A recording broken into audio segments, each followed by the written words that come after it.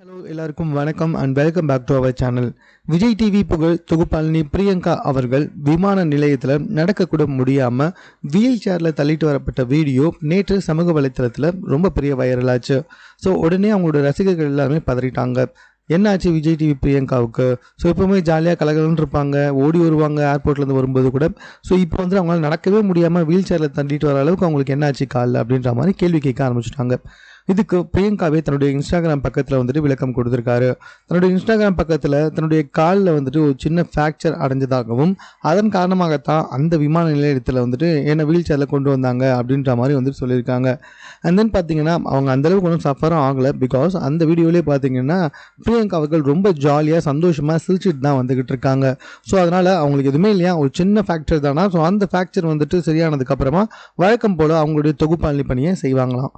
மேலும் இது போன்ற செய்திகளை உடனுக்குடன் தெரிந்து கொள்வதற்கு சென்னை சேனலை சப்ஸ்கிரைப் பண்ணுங்க. இது குறித்த உங்களுடைய கருத்துக்கள் எதுவாக இருந்தாலும் கமெண்ட்ல நீங்க பதிவு செய்யலாம்.